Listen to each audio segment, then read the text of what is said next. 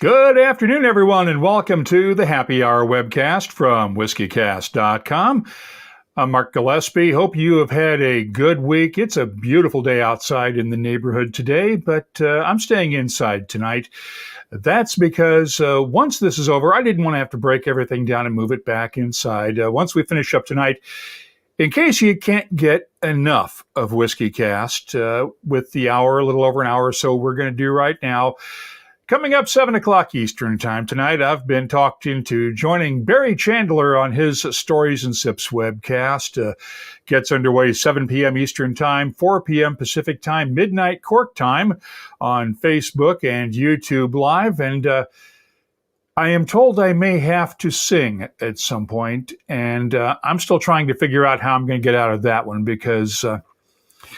let's put it this way. Home Depot doesn't have enough buckets for me to try to carry a tune in because I couldn't carry a tune in all of them. I wanted to point out we had a couple of news things today that you may not have heard of if you haven't been on social media. We broke the news earlier today. Dingle Distillery in Ireland is going to do some expansion. They have applied for a planning permission from County Kerry's council to do essentially a rebuild and redevelopment of the entire distillery at some point next year, shut down for a few months and build an all-new building, including a visitor's center around it. And we got word late this afternoon that former High West managing director and founder David Perkins is back in the game now. He, you may recall, sort of went off into the sunset, Western style, after Constellation Brands acquired the distillery a few years ago out in Utah. He is now teaming up with the folks behind O'Shaughnessy Distilling in Minneapolis. And our good friend Brian Nation actually left Middleton Distillery, where he was the master distiller, to become the master distiller at O'Shaughnessy.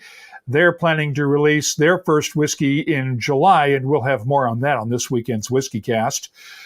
Also, just one other note today, our friends at Redbreast unveiled this year's Dream Cask bottling, a 29-year-old in time for World Whiskey Day tomorrow. It'll go on sale Monday to members of the Birdhouse Affinity Group on the Redbreast website.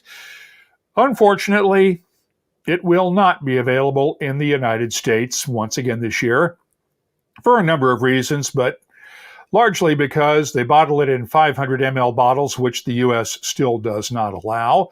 And they have a problem with the U.S. laws that do not allow them to sell directly to consumers quite yet.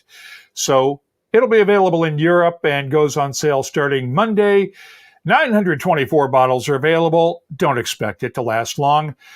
I'm just hoping my sample makes it over here safely so that I can do some tasting notes on it. Speaking of tasting, I mentioned the other day that we've been doing some spring cleaning around the house here at WhiskyCast Central. That included going back through a bunch of samples that managed to slip through the cracks, and you're going to kill me for this one.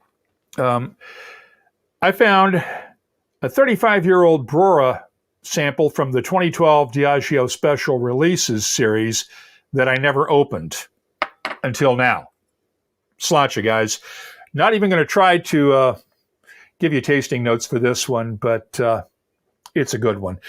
I want to bring in our guest right now. Paul Pacult is the author of the new Kindred Spirits. It's a rework of his classic 2008 book, Kindred Spirits. And Paul joins us now from his home in upstate New York. How are you, Paul? Terrific. Terrific, Mark. So nice to see you. Thank you for having me on.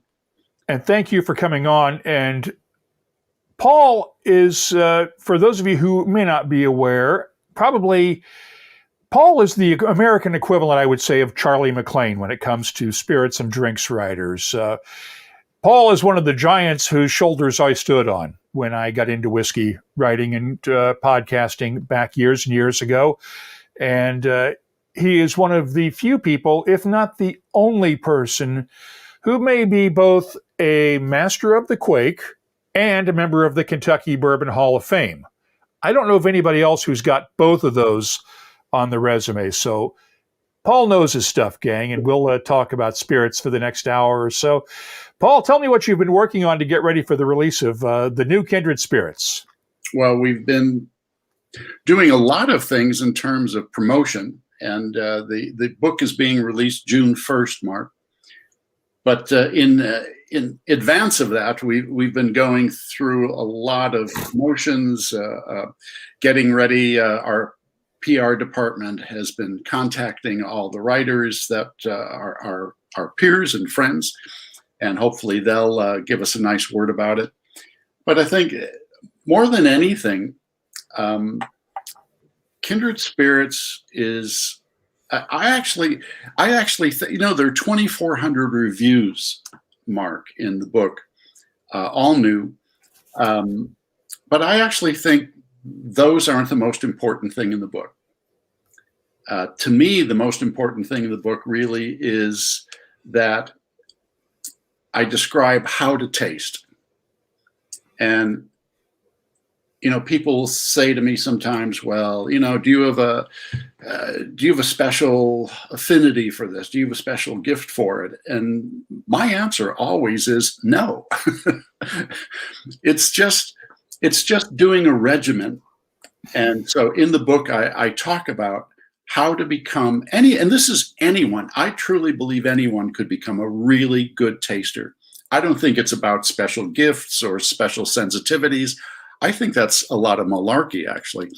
I think anyone could become a good taster if they do a particular regimen. And in the book, I describe what that regimen is. And if they have the ability of recall, so that the more that you taste, the more you kind of build this mental library of impressions, you could really become a good taster in a relatively short amount of time. So to me, that's the most important part of the book. I mean, yeah, the reviews are great and everybody likes the reviews, but I tend to think the information on learning how to enjoy all these great spirits that are out right now in what is really a golden age of spirits, how to enjoy them even more than you do now. To me, that's the most important information. I agree completely. I mean, if I can learn how to do this, anybody can. That's how I feel, Yeah. And again, I'm sure you've had this too, where people will say, "God, you're really sensitive to this or that," and I just think, not really. No, I just pay attention for one thing. I've just been called insensitive more times than I can think of, so I know I'm not sensitive to anything in particular. But I mean, I kid, of course. We could do a whole other show on that, on our insensitivities, Mark. But I think the reality is everybody who enjoys spirits, whether if you enjoy gin or if you enjoy vodka or whiskey, if you do certain things, you can heighten your enjoyment. And it's just a matter of doing these few easy things, which anyone can do. And to me, that's what Kindred Spirits is all about. Well, without going into, we want people to buy the book, obviously, but give us the basic primer. What are a couple of those things? Well, definitely recall. I think building a mental library of where you say, and again, this is keeping the terminology easy. I hate it when I read reviews from I won't say who, but because certainly everybody's an expert now, even if they're sitting in their mother's basement. But I think you need to keep things easy. Use terminology that anybody could relate to. Well, yeah, that's kind of like strawberry, or that's kind of like ginger, or that's kind of like cinnamon. If you use terms like that to describe it to your friends, they'll get it. But the other thing is not only just using terminology that everybody can understand, but it's also remembering certain impressions. And I mean, what I've done over the years, and I've been doing this for 30 years, what I've done is I will after I taste something, I'll put in my mind one or two things. Orange, orange blossom, lemon zest. I'll put one or two things in my head, file it away in my mental library, And then when I go back to that a few years later, I'll go, oh yeah, lemon zest, a little bit of orange blossom, absolutely. So it's kind of recognizing certain things, say in a gin, for instance, that those could be terms that could be related to gins. And then going back and then using that, remembering it.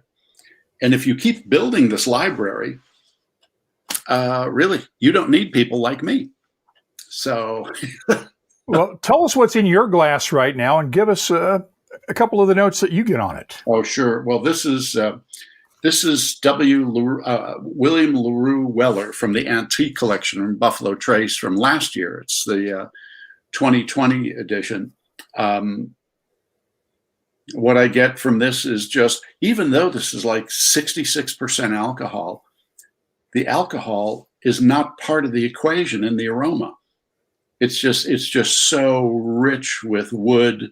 It's so rich with almost like caramel corn. Those are the things that I'd file those identifiers away. And when next time I have William LaRue Weller, I'll be thinking, will it have those qualities that I'm finding now? And it might not, because there's such small quantities. We know they're all, very, very, very old, very expensive. But it's just building up this constant library of impressions. And if you just keep at it, you can really become a good taster in a couple of years, I think. The other thing I think that's really important, Mark, is to taste with other people. I mean, as journalists, and you and I often taste alone. And, that's just part of what we do. But I think for average consumers, it makes so much more sense. You learn so much more. If you create a small tasting group, 6-8 people, 6-8 friends, and if you create this group, you'll have so much more interaction, so that Jane sitting next to you will say, yeah, no, I don't get that orange blossom at all. What I get is this. I get it's kind of more blood orange. And then you might say, oh yeah, actually, Jane, you're right. It is more blood orange than it is orange blossom. So if by creating a tasting group, I think everybody can just grow exponentially just by listening to what they're talking about and to listening to what they're describing. I want you to take us back before the days of WhiskyCast, when you and your wife and business partner, Sue Woodley, were just starting the Spirit Journal 30-some years ago. Give us a sense of what the spirit writing world was like back then, because back at that point, we had a lot of wine writers, but very few spirit writers. And it was primarily you, Charlie MacLean, Michael Jackson, He Who Shall Not Be Named, and a few others. It was a wasteland, to be honest.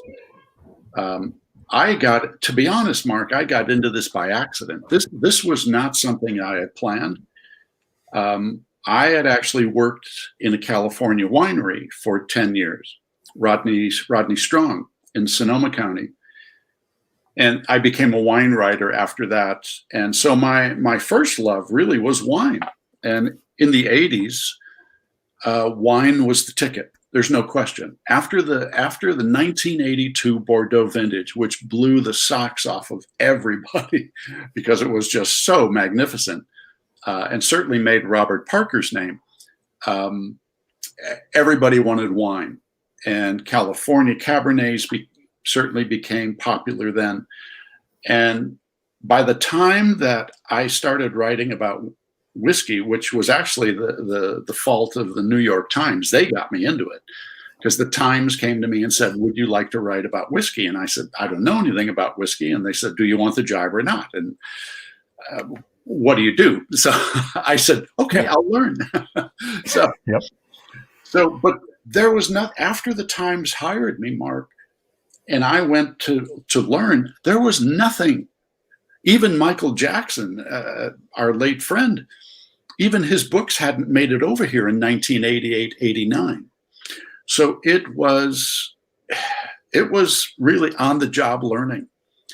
And so the Times, fortunately, even though I told them I know nothing about whiskey, you got to understand that, they sent me over to Scotland for 2 weeks and just said, learn. And that kind of started the ball rolling. And the first article came out in first Sunday in December 1989 in the Sunday magazine. And they asked me to come back from Scotland and provide them with 5,000 words. I came back so jazzed after being in Scotland for the first time. I wrote 10,000 words, double what they asked for. And I submitted that. And I hadn't heard from them after I submitted it. I hadn't heard. There was the sound of one hand clapping, nothing for like 3 weeks. So I called the editor and I said, oh my God, I am so sorry. I overwrote. You asked for 5,000, gave me 10,000. I'll start editing now. And he said, wait, what are you talking about? We're passing this around the office. It's so good. Can you write 2,000 more words? So, and that's how that came about. And the power of the New York Times is such that after that, every spirits producer was showering me with their spirits because they wanted me to talk about it in the Times. And that's kind of how the Spirit Journal started, because my office on First Avenue between 53rd and 52nd in New York was just flooded. You couldn't move from so many spirit samples being sent to me, because suddenly somebody in the United States was writing about spirits. And it was unheard of. And because all the other writers were writing about wine. In fact, and this was at a time when we didn't have an interest in bourbon or spirits or whiskey. Nothing at the time. Well, I have to say the reaction from the New York Times readership was so strong after that first 28-page, 12,000 word special section in the New York Times Sunday magazine. They immediately asked me to write another one. They asked me to write one on cognac. They asked me to write one on port whiskey, and it took off from there. And we provided these types of special sections in the Sunday magazine for 17 years. So I have to ask. I'm sorry. Go ahead. Finish up. No, go ahead. I have to ask. 2 weeks in Scotland, New York Times expense account. Which distillery did you hit first? The Glenlivet. Yeah, I remember that so well. I remember getting off the plane and from I guess it must have been JFK, and getting off the plane in Edinburgh, and the person Yvonne Scott, who at that time was the PR person for the Scotch Whisky Association, met me off the plane, and we drove up A9 into Speyside, and I just remember being so enthralled with all of it. I was a Polish Catholic kid from Chicago. I'm not educated. Just the fact that this was happening was so unbelievable. And having to say, somebody would say, "Who are you writing for?" And I'd say, "Well, the New York Times." And all of a sudden, all these doors would open. It was just having, and I didn't like to play the New York Times card, to be honest, because it would just seem kind of gauche to me to play that card. But they would always ask, and as soon as I'd say, "Well, it's the New York Times," then it just, every door was open to me. And so I was able to get, just in that first 2 week period, all the back tours, kind of, not the general tours, but the behind the scene tours. And that's why I came back with so much material, because I was just so excited about this. I mean, look, I still love wine, don't get me wrong, but this was just such a different universe to the wine universe. And the fact that the Scots were in every way so hospitable. And it wasn't just the fact that it was the times that I was writing for, it's just who they are. I mean, I've been back 28 times since. The Scots are the nicest people that you ever want to meet. And they're just always so happy to entertain you and take your questions. I mean, you've been there so many times. So that was just such a joy to me. And I think probably what happened was the joy that I felt came across in the 10,000 words, and then I had to write 2,000 more because they were getting so much attention in the editorial department. So that's how everything started. But the reality is, even after that, Mark, and the next year, 1990, the next year, 1991, there was still nothing happening in terms of journalism. Nothing. I was it. Sue and I started the Spirit Journal, and a few months later, John and Amy started the Malt Advocate. But that was it for a long time, and there was just nothing. Michael Jackson's books did come over finally, and but really, as far as books, there just was nothing. And it was pretty pathetic, actually, when you think about it, because when you look at the history of spirits and see what a remarkable legacy the whiskeys, the brandies of the world, the rums of the world, the gins of the world, the remarkable legacies that each category has, it's kind of shameful that the United States, for some reason, somebody didn't say, oh boy, we should be writing about these things in the 1970s and 1980s. Didn't happen. This may be a quick question. Graham Fraser wants to know, who was your main whiskey hero when you started writing about Scotch? Oh boy, they're really, it wasn't really until the third or fourth trip that I went over that I bumped into Michael Jackson. And he was just so unusual, and his perceptions were so good, I thought. I mean, really, in Kindred Spirits, and in the new book, I list all the people who, you talked about standing on somebody's shoulders. I list all the people whose shoulders I have stood on all these years, and Michael is one of them. So probably Michael Jackson, I would say, was really, in terms of whiskey, the first person that I looked to and went, wow, I mean, this guy really gets it. I mean, not only is he a good writer, but he really understands what the Scots are trying to accomplish here. So I'd have to go with Michael, and I think total justification on that. And there were guys like Charlie MacLean, of course, the Milroys, who were writing books about things, or about whiskey too, Pip Hills, some of those folks that were writing. Even Robin Lang was writing books about whiskey back then too, correct, to a certain extent. That's correct. But good question here from Dave Kuhn. When you drink a whiskey from a familiar distillery, are you initially inclined to think about its provenance and history, or about the taste of that specific whiskey? Dave, that's such a good question, because when I taste for Kindred Spirits, or if I'm doing an article, I don't like to know what I'm tasting. The only thing that I know is that it's whiskey, and that's it. So I never like to know where a product comes from. And I'll tell you why, because I'm human and I have prejudices.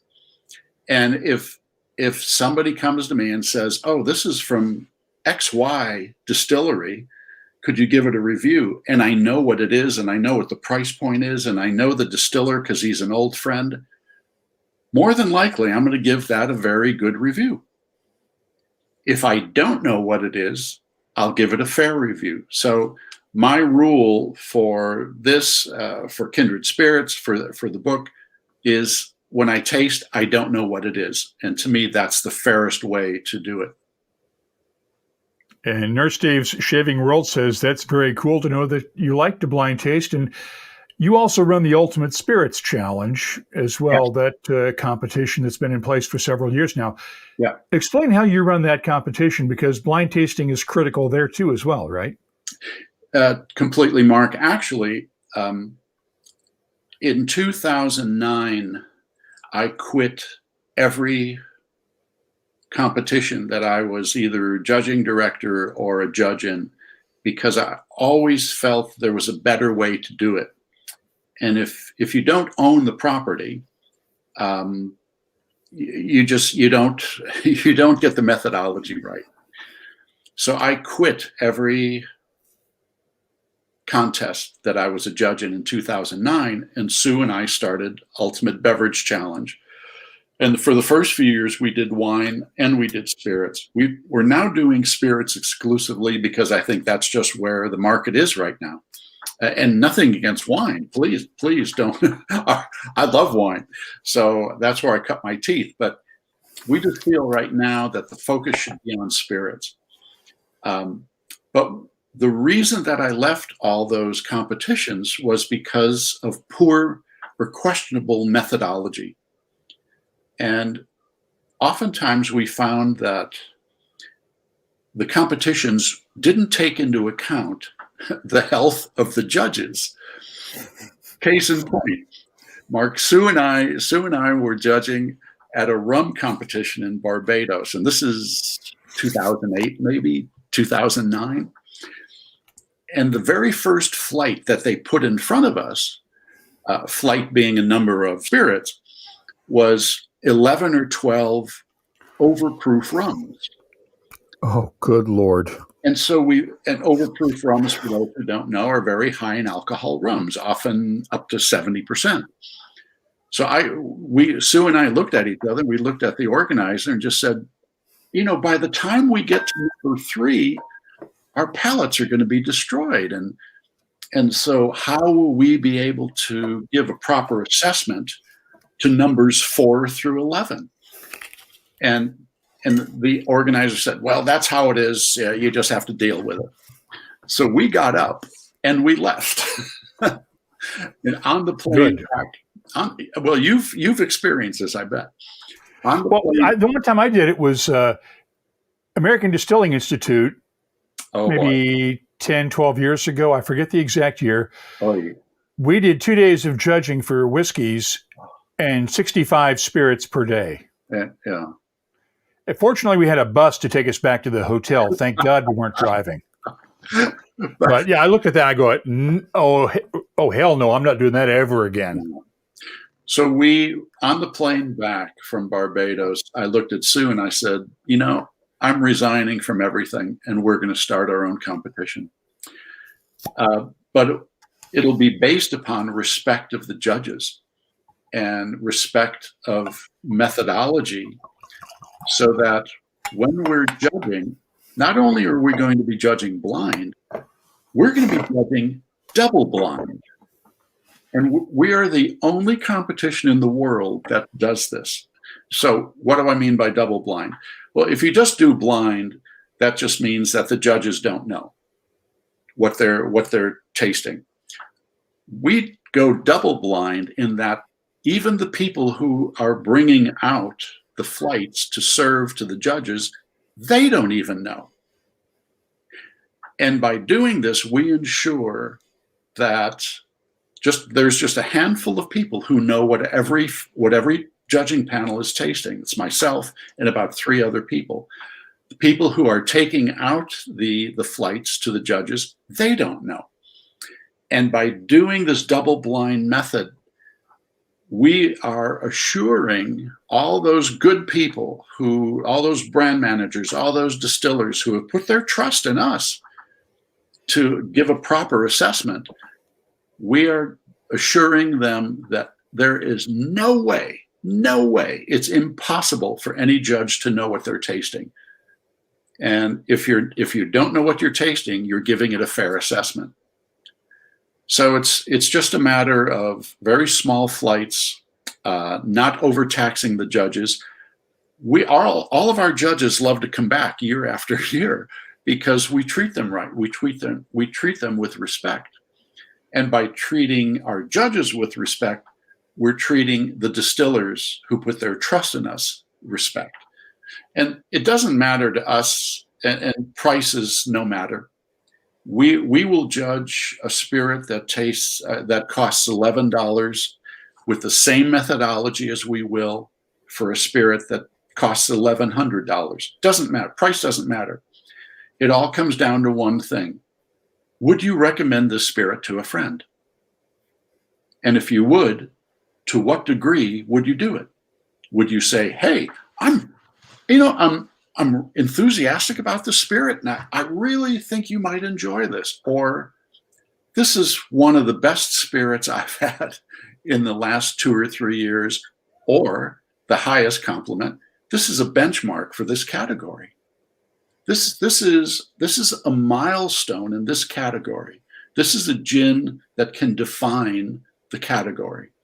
So it's just a matter of degree. Or the judges could say, there is no way I'm going to give this a good mark because it just doesn't deserve it. Yeah. And that's fair game. And we'll often have a product that's $60, $70, $80, $100 or more where the judges just go, no, not going to happen. We are not going to recommend that. And because they don't know what it is, they don't know the price point, I have to think that's a fair assessment. Yeah. It makes perfect sense to me. I like that theory. So I like the way it works. The only competition I still judge in is the Canadian Whiskey Awards, and I do that blind, and I do that because our mutual friend Davin DeCurgomo has been a friend for years, and he invites me to judge every year, and I enjoy it. Well, and when you look at the glory that has become Canadian whiskey, I mean, Mark, when you think, I mean, you and I have known each other for a long time, at least 15, 16, 17 years. Yeah. When you think back to when we first became friends, Canadian whiskey was, okay, no, they're nice. They're nice, they're approachable. But now, wow, what's coming out of Canada is just absolutely brilliant. So their industry has come a long way. So what were you most impressed with in the spirits you tasted for the new Kindred Spirits? What stood out to you? I'm betting, and I have not read the book yet because the copy is still on the way. So I'm just taking a wild guess here because I remember that you were the guy who introduced me to Armagnacs years ago. Oh, I'm betting that there's some Armagnac in there. Oh, lots of Armagnac. Yeah, that's a real. I try to be as even-handed as possible, but I have to say I really do love Armagnac. I would say the biggest surprises, though, gin.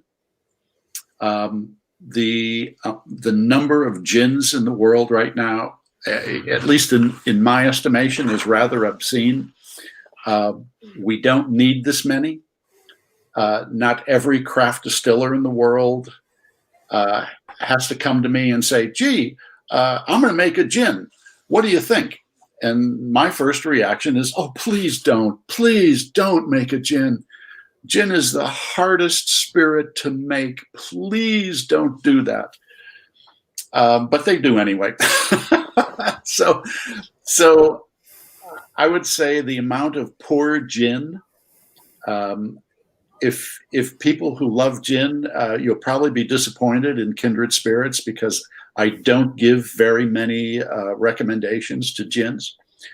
I just think, look, the world has Tanqueray, so why are we bothering with anything else? I mean, the other area is certainly one that you can, because we've been in Kentucky together, certainly one that you can relate to in a very, very intimate way is American whiskey. From the last Kindred Spirits 2, which was out in 2008, to now, where the U.S. whiskey chapter has just exploded with just in number, and I think in just overall quality. I just think American whiskey is just hotter than a pistol, and for the foreseeable future will be. So, I mean, when I come out with Kindred Spirits 4 10 years from now, we'll probably be saying that we'll have the same conversation. Why are there so many gins? And gee, American whiskey just keeps getting better all the time. So, what else? Oh, Mezcal. Just the tremendous exponential growth in Mezcal has been, I think, quite remarkable, really. So I would say those 3 in particular, Mark. The other thing I noticed was, because I like to retaste a lot. So, what would be an example? Johnny Walker Red was in the first Kindred Spirits from 1997, the second Kindred Spirits in 2008. And it's probably in this one, I don't remember, but a change, I would say, in blended Scotch has been pretty remarkable, in that I think the distillers and the master blenders have heard where the action is, and that's in single malt, certainly from the price points. So I think many of them have upped the ratio of single malt in blended Scotch. I remember when I first started writing about Scotch in 1989, just about every master blender would say, "Oh yeah, well, Paul, the ratio for blends is about 25 to 30% single malts to 75 to 70% grain whiskey." I think those have gone up now in the ratio with single malt. And I actually think blended Scotch right now is just this tremendous value for money. I can't say enough good things about blended Scotch right now. And I know there are, a lot of single malt snobs will be going, "Oh, Pacult's really gone over the edge. He's old. He doesn't know what he's talking about."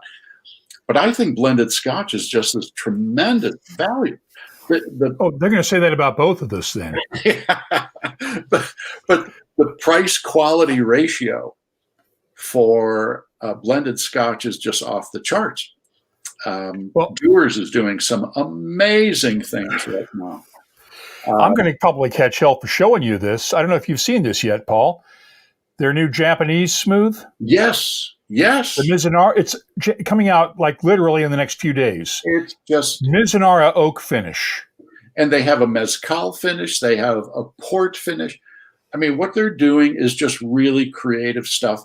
And when you look at the price point, Mark, it's a steal. $24.99 US for Mizunara oak finish. And it's an 8-year-old whiskey on top of it. So yeah, and everybody else jacks up the price whenever they get their hands on a single Mizunara cask. Right. They jack the price up. Yeah. For the record, I did switch over. Gordon Bruce from Enoch was on the show a few weeks ago and very graciously sent me a bottle of their 24-year-old single malt. So I decided to open that up tonight. So I have switched over to that. But we had a couple of questions for you about bourbons. Okay. Somebody wanted to ask if you had a favorite bourbon, but I love Dave Kuhn's version of it. Is there a bourbon brand that has a character all of its own? In the Scotch world, I think nothing tastes quite like Lagavulin. It has this common thread. Is there a bourbon like that? Actually, Dave, I think that's a brilliant question. I tend to think that, and I say this in the new Kindred Spirits, right now, I would say that my very favorite American whiskey of all types, bottled and bond, rye whiskeys, small batch, single barrel, is George T. Stagg. That's part of the antique Buffalo Trace antique collection. What I've noted, the reason that I say that's my favorite is I have noted for the last probably dozen years that it's been available in the antique collection, this silver thread of character.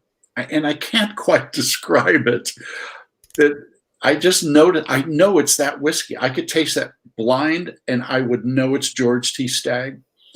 So if I couldn't quite equate it to something like Lagavulin that has such a distinct character that you just instantaneously know it's Lagavulin. Yeah.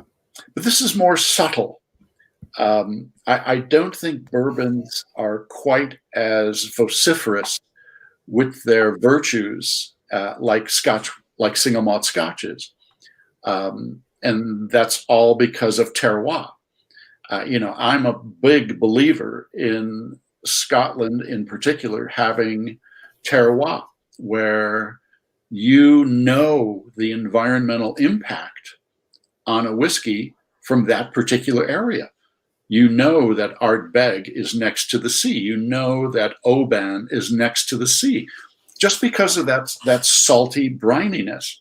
And to me, that's terroir. Like you can say a Grand Chablis has a very flinty, stony quality to it because the soil in Chablis is flinty and calcareous soil.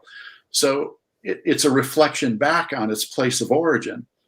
American whiskey, I don't think really has that because I don't think there have been distinct districts figured out yet for American whiskey. And maybe there will never be that. And that's okay. It doesn't mean that there's anything wrong with it.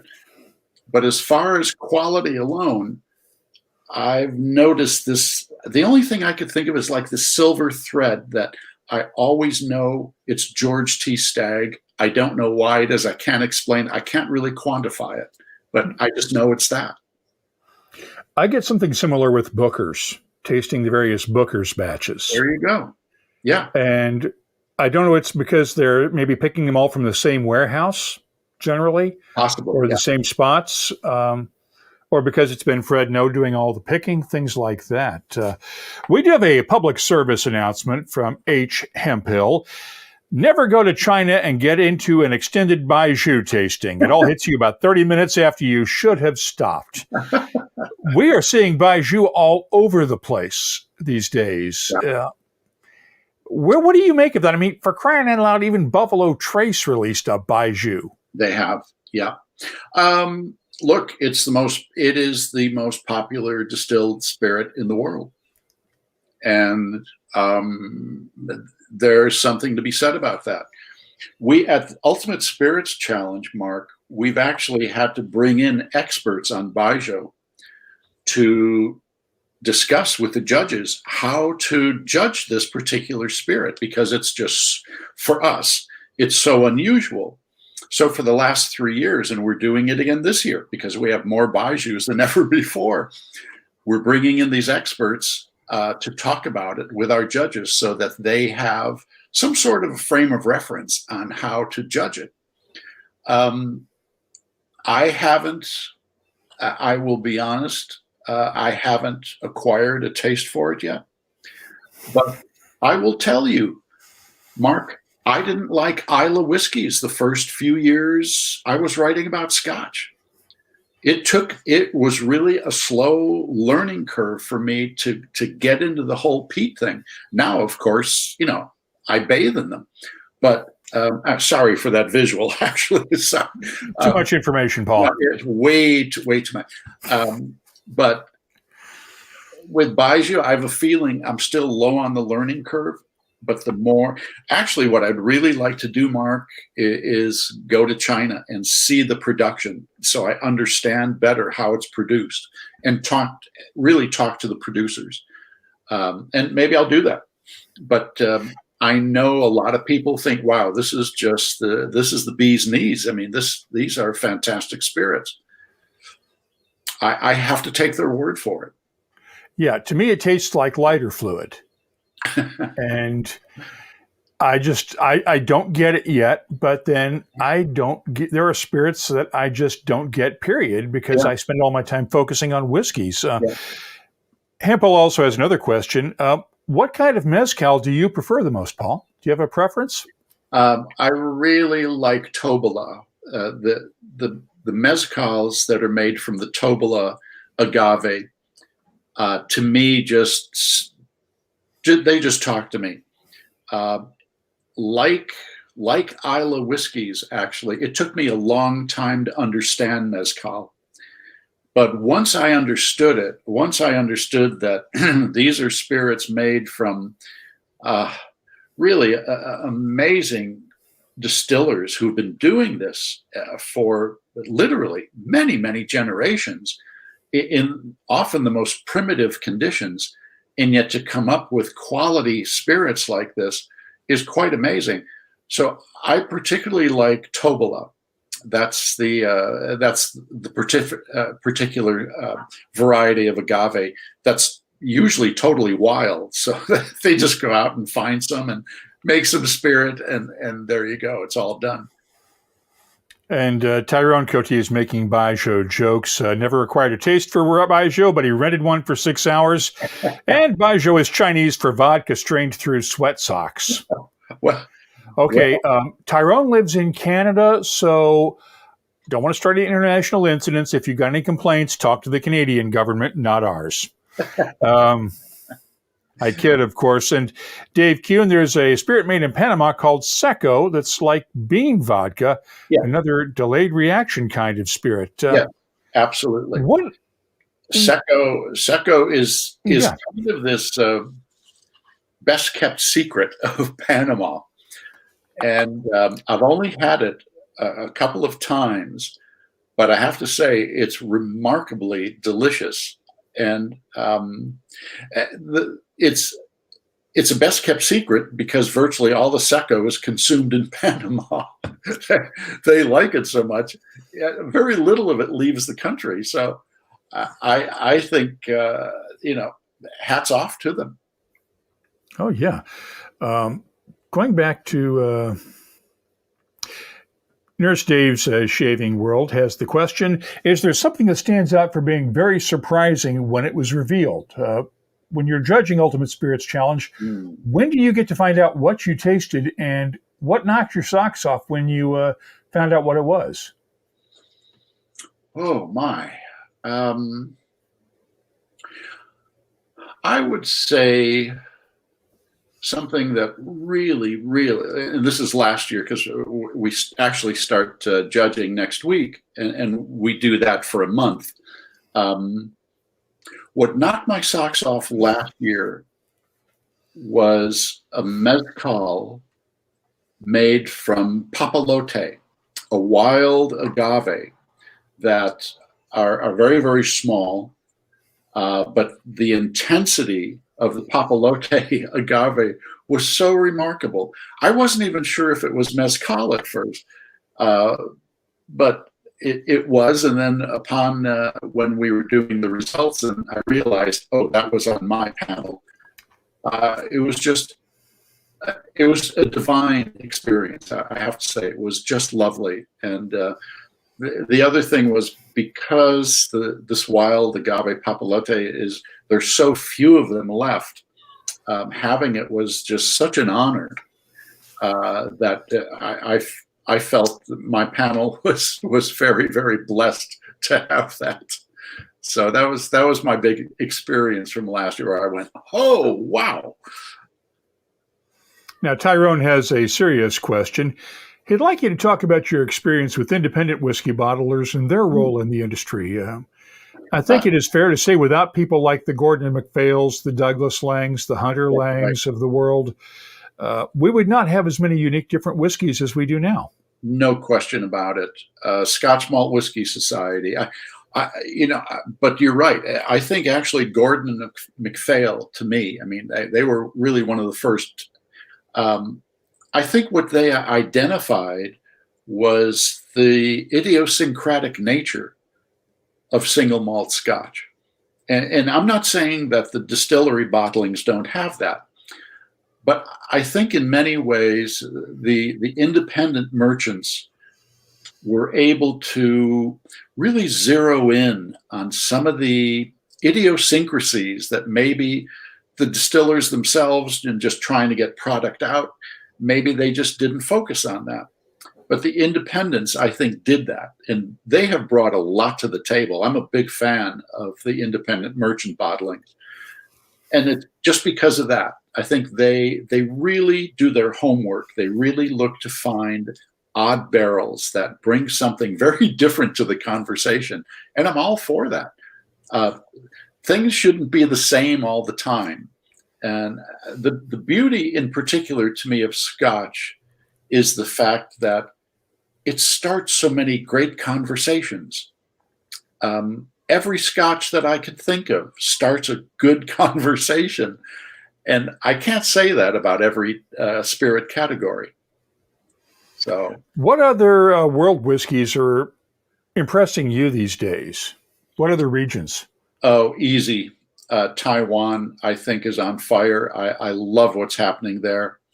I think now that the Japanese have kind of come to good sense to figure out that, yeah, maybe we should have some strict regulations or even start on that path. I like Japanese whiskeys, even though I think some of them are kind of, well, is it Scotch? Is it Canadian? Or is it Japanese? France, I think, when I look at what's happening at Bren and when I look at what's happening at Armoric, really, really good whiskeys. When I look at Australia, Mark, and I see Harvard, when I look at Wales, and I look at what Pendrin is doing, when I look at England and I see what Cotswold is doing, I think there's really good whiskey being made all over the world right now. And boy, what a glorious time to be alive right now. It's just it's so wonderful to be alive and aware of these wonderful things that bring so much to our lives. They're so life affirming. Great question from Spirit Bomb, Tabitha in England. With the number of whiskeys that are being bought to collect, which I hate, how do you feel tasting whiskeys that will probably end up being locked away, never to be opened? Actually, it's an excellent question. It's just the time we live in. We get a lot of, well, I certainly get a lot of, as I know you too, Mark, get whiskeys that you and I both know are not going to see very many people where it should be. And so I have real reservations about it. I do not believe people will say to me, boy, you must have the greatest cellar with all these scotches and whiskeys and everything. And I don't. I don't believe in laying things down. I mean, at my age, look, guys. Oh, please, come on. I think now is the time to enjoy these things. Lay down for what? I mean, we're not talking about Domaine de Romanée-Conti here. We're talking about whiskey that should be enjoyed now. We're talking about spirits that are meant to be enjoyed in the moment. So the fact that people will spend ridiculous amounts of money, I think is a ridiculous situation.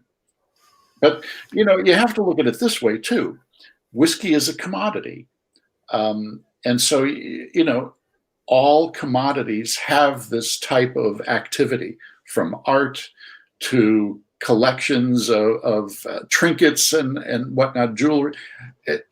Every commodity has this type of activity, especially with when so many people have so much money. Unfortunately, I wish it were spread out a little bit more to a lot of people who I know, like in the restaurant industry. But so I think it's kind of obscene, but on the other hand, it's just what's happening. I will tell you that if I ever win the lottery and I buy one of those really expensive bottles of whiskey at an auction, I'm opening that sucker up on the spot. I agree. And pouring it. I think if you're going to, the best investment, and I keep saying this and people don't listen, the best investment you can make in whiskey is to open a bottle and share it with good friends and make some memories. That's Those never lose their value. and that's why I think that whiskey is such an amazing it's such an amazing facilitator for communication. And that's why I always say to people, don't drink alone. Don't try to taste alone. Taste together in a group. And it'll be so much a richer experience if you taste in a group. Yeah. Tabitha Spirit Bomb, another good question. She read a really interesting article about grappa this week and really needs to get a really good example of that underrated spirit. What can you suggest in terms of grappas? That's so easy. Grappa for a long time. When I first started, Tabitha, when I first started writing about spirits, back when I was still a youngster, grappa was a very difficult thing for me to write about because it just wasn't very good. I mean, Mark, you were talking about,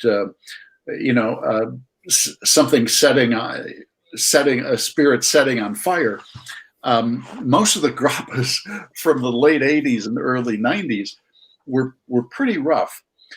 But then, and the reason it was rough was because it was a peasant drink. It was what the Italian wine producers boiled for themselves. So there was no regulation, there were no standards. And so that's why it was so pretty rough. Then in the mid-90s come along several producers, Nonino in particular, Angelo Gaia, Bocchino, Jacopo Poli. People like that, distillers like that, started to make a fresher style of grappa, not quite as heavy, a little bit lighter. And that continues to this day. And those four producers in particular are just fantastic. They make such succulent grape, and that's grappa. They make such great grape spirits that they're very seductive. And drink it with someone you love, because I'll tell you, it'll get the passion going. I would suggest, Tabitha, that you try and find, just picking one of my favorites, try Nonino, and it's called Piccoli, and that's Picolit. Piccoli is a very rare type of grape that is grown in just one specific region in Italy. And it makes one of the most divine spirits I've ever tasted, and that's Nonino Piccoli. So if you can find that, hats off to you. I know you'll enjoy it. On the collector thing, Donner Pass Whiskey says his wife yesterday bought 3 Jim Beam decanters at an estate sale for $10. Frederick Remington and James Lockhart artwork on the bottles, all screw tops. The whiskey is great from the 1970s. Yeah. You get lucky if the whiskey is still good, because every decanter I've ever gotten has just gone completely crappy. Totally bad. I agree with you 100%, Mark.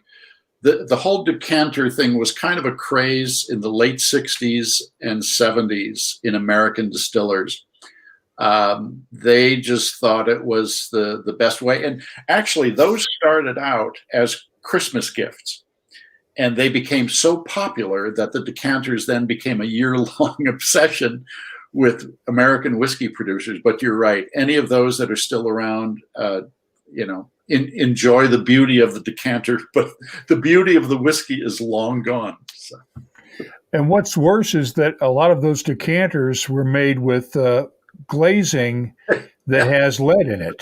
And the lead is almost certainly leached out into that whiskey. I mean, yeah, you're not going to give it to a kid, but I still wouldn't put that kind of amount of lead in my body to begin with. Well, I would certainly say it has a very metallic quality. Yeah. Great question here from Dave Kuhn. I like this one. Is there a whiskey that is the fall of Rome? Is there a rising phoenix, the decline or the rise of a brand?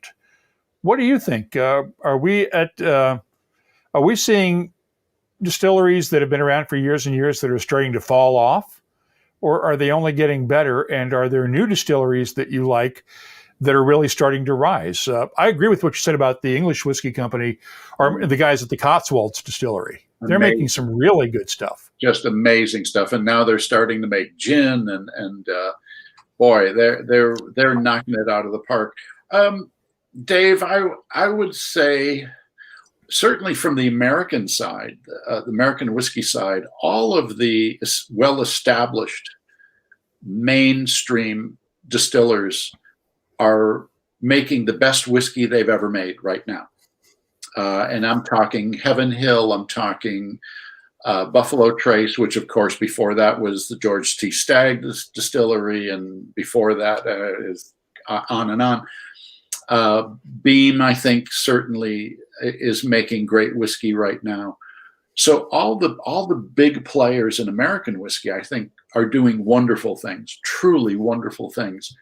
From the small side, I like a producer here in the Hudson Valley who's not that far from me called Copper Sea, making some really nice whiskeys from 100% harvested New York State rye. They're doing that sort of thing where they're trying to bring a sense of location to their spirit. And I think they're doing a great job with it, actually. Boy, who else? I think Smooth Ambler continues to do great things for a small distillery down where they're in South Carolina, I think. Mark? West Virginia. There's just a whole plethora of, assuming that they've been able to weather the pandemic, and of course that's a big question right now. How many will be left standing? There's a lot of interesting whiskey being made right now. What's your take on American single malts? Well, we have a whole bunch in Ultimate Spirits Challenge this year. The biggest category by far for them. I'm quite impressed with them. I think maybe what consumers, they make the mistake of thinking that they're going to be like Scotch single malts, and they're not anything like Scotch single malts. So if a consumer does think that, they should not think that. So I like them. I haven't come to love them yet, but I think it's early days for them. They're still kind of, the distillers who are doing it are still kind of finding their way with it, and you have to give them time. This is a really tough industry, and to get it right is not easy. So I'm willing to give them some more time. I think they have a way to go yet. Graham Fraser wants to know if there's a spirits category that is in terminal decline. No. None. Everything is growing. Every single category is growing. In my belief, maybe too much, because there's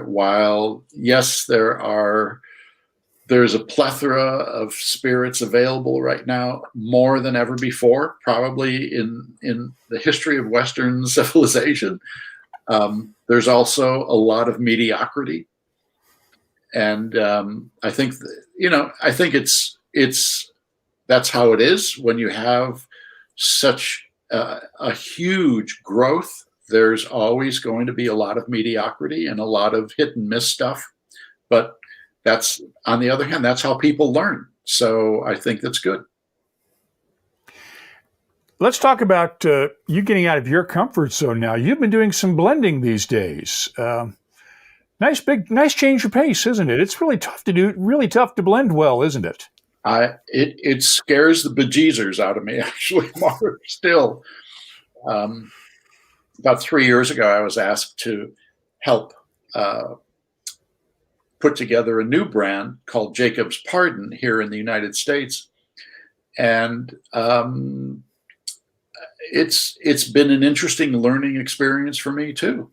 Even after all this time of writing about spirits and tasting, I think, over 30,000 now. I've done 30,000 reviews on spirits since 1989.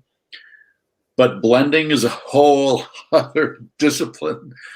And I'm still learning. I have to admit, I'm immensely grateful that the 3 whiskeys of Jacob's Pardon first have sold out very quickly and have gotten extremely nice reviews from critics. So I'm very grateful for that. And I just think, well, hopefully I'll get better at it and keep producing better and better Jacob's Pardon expressions. I'm experimenting. Well, give us the backstory on this. How'd you come to do this? The company that is sponsoring this at Jacob's Pardon is Palm Bay International. And they're an American importer, mostly of wine, but they have a very long family history. It's the Taub family, and they're lovely. I have to say, they're just such nice people. And they're so smitten with the idea of having a whiskey. The story is in a nutshell. During Prohibition, 2 of the Taub family members were arrested and put in the slammer for producing spirits during Prohibition. Once Franklin Roosevelt became president and vowed to repeal Prohibition, he took a number of people who were in prison for it and gave them pardons. And Jacob Taub was one of those people, and that's why the product is now called Jacob's Pardon.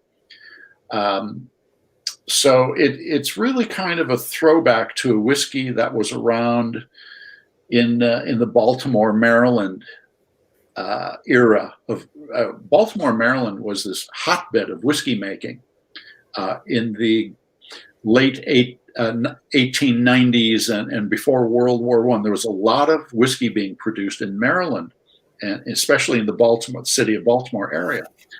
And so this is a whiskey that kind of harkens back to those great whiskeys from Baltimore of that era.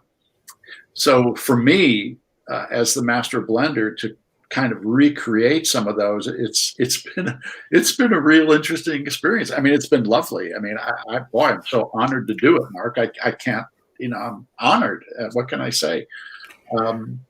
So it's, but like everything else, it's learning on the job often, and I have a greater appreciation for all the master blenders in the world right now. So, yep. So, and I've got 4 more Jacob's Pardons in the pipeline, ready to be released. So it's a pretty exciting job, actually. And correct me if I'm wrong, isn't Palm Bay? They also have the Bastille 1789 French whiskey too, don't they, in their portfolio? I believe that they do. Yes, correct. I remember because I've seen Palm Bay International on the back of the bottle that I've got on one of the shelves around here somewhere. So yes. Okay. So once again, let's talk about the new Kindred Spirits. Comes out June 1st. Where can people find it? Everywhere. Amazon.com, Barnes & Noble, every bookstore is going to have it. Certainly it's also available in ebooks.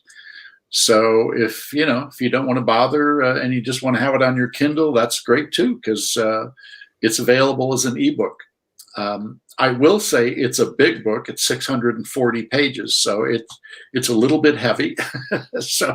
But it was just a labor of love, Mark, to be honest. It's I have the greatest job in the world, and to be able to put together a compilation of all the tasting notes from the last 5 to 6 years, it was a huge job first to get them all together and organize them. But it's just nice to see a compilation that people can go and use as a buying guide, so that they could see, hey, well, Pacult says this one's 4 stars. Maybe I should try this. So, and the advantage of the ebook format is if they carry their Kindle into the liquor store, they can use it they can look it up. Exactly. I actually have it on my Kindle because they gave me an advance on it. And I have to say, it's pretty nifty to see it on the Kindle. So, but it's as we were talking about earlier, I think that the real key is learning how to taste so that you get the maximum experience that you can. And to me, that's the most important thing about the new Kindred Spirits. Just in learning how to use all those senses in harmony so that you're gaining the maximum enjoyment from every spirit that you taste. And we've had a couple of folks asking about the books on the shelves behind you. Any particular favorites that you can point out from the bookshelves in your spirits library? Wow. Dale DeGroff's The New Craft of the Cocktail. I look at that all the time. Dave Wondrich's Imbibe and Dave Wondrich's Punch. But I think Dave Wondrich not only is a dear friend, but is the best cocktail historian probably who's ever lived. And as much as I love spirits, that's as much as I love a good cocktail. And learning from Dave Wondrich and Imbibe the history of so many, the correct history, not the myths, but the correct history of so many cocktails. So Imbibe, I would say, absolutely is something people should have. Dale's new craft of the cocktail, definitely people should have. Those two really stand out, I would say. And H.M. Hill also wants to know, where could somebody get a signed copy of a new Kindred Spirits? Well, I'll tell you what, if you buy it, I can send you, if you let me know your mailing address, I can send you a little plate, a paper plate that I could write on it, and you can attach it to the inside of your new Kindred Spirits. So you just, you can, if you look at my website, which is fpaulpacult.com, you will be able to connect with me through that. And we could very easily do that. I'm going to have a whole bunch of plates that I'm going to be signing for people who are buying the book all over the world. And I'm always honored to do that. And they can also reach you through spiritjournal.com too, right? Yes, absolutely. So if you want a signed copy, that's how you can go about it. And I'm sure that if things loosen up, hopefully COVID-wise, you're going to be doing some book signings later this year too, right? I would like to, yeah, absolutely. I mean, it's always just great. It would be kind of normal. So, and I've come to think of normal, like all of us, as normal is really wonderful. Yeah, I'd love to get back to normal. Thought it was crazy before, but now, I can easily live with that. And there was one other question I was going, you also have, because you've been busy during the pandemic with not just one, but two books. You've got another book coming out later this year. Indeed. It has a connection with that whiskey you were drinking too, right? Yes, it does. And and Mark, you've been very kind to write an endorsement for the book. So I thank you for that in front of all of our friends. The book is called Buffalo Barrels and Bourbon. And the book, which will be out September 8th, John Wiley and Sons is publishing that. That book is about the history of Buffalo Trace Distillery. And even though Buffalo Trace has only been around legally under that name since 1999, the reality is the distillery goes back a long way before that, really to 1858, when a small distillery was built on that property by a guy named Daniel Swigert. And then a whole bunch of other people got involved. But after the Civil War, things happened that I think actually have led up to the glory that is Buffalo Trace today. And that is when E.H. Taylor Jr. bought the property and started making the best bourbon in Kentucky because he believed in using copper. He took a tour in 1866 throughout Europe, visiting distilleries in Cognac and Ireland and Scotland. And he came back smitten with the idea that copper makes a difference in distillation. So he built a new distillery on that site at Leestown, right on the banks of the Kentucky River. And that later, through several incarnations, became Buffalo Trace. But the story of how that happened, excuse me, I have to say, is really quite compelling. And there are some really interesting personalities. Some of them are a little dicey, but in a way, that's life. Who isn't a little dicey every now and then? But the story itself is quite a saga. And I can't wait for this to come out because I got to read the advanced copy of it, and you nailed the story. It is well done, as is everything you've written over the years. As I said earlier at the start of this thing, your shoulders are among the giants that I stood on when I started WhiskyCast. And That's very kind. I want to thank you for years of friendship and years of support, because without the support of the experts like you who preceded me, I would not be here today. So thank you, Paul.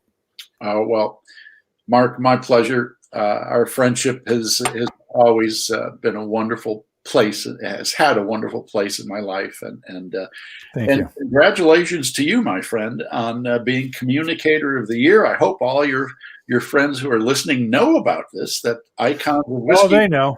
Oh, good. Well, they know because a few weeks ago, the day after the award was announced on this very webcast, I forgot to turn the microphone on for the first minute and a half, and immediately called, Communicator of the Year, my butt. Yeah, come on. Can't even turn the stupid microphone on. So well, it was a surprise, but it was an honor, and thank you very much. And thanks to everyone. Well deserved. That's all I can say. Right. Well, thank you again for joining us, and we'll say goodbye at this point. Paul, let me put you on hold for just a split second here, and we will say goodbye to everybody. That's it for this week. Don't forget to join us next week, 5 p.m. Friday, New York time, for the next Happy Hour live webcast. And if you haven't had enough for some reason and you need more of this, well, I will be back on in about 45 minutes or so on the Stories and Sips show with Barry Chandler on YouTube and Facebook Live, and you can catch us there. And as I said before, I've been told I may have to sing. Omar Fitzel, who's in the chat area right now, says I have to sing, but I'm going to try to get out of this because I just can't do it. I don't sing at all. I don't sing well. Dogs howl, cats howl. My singing is a violation of the Geneva Conventions. Let's put it this way. So thanks for watching. We'll see you next week. Sláinte mhath, everyone. Be good to each other.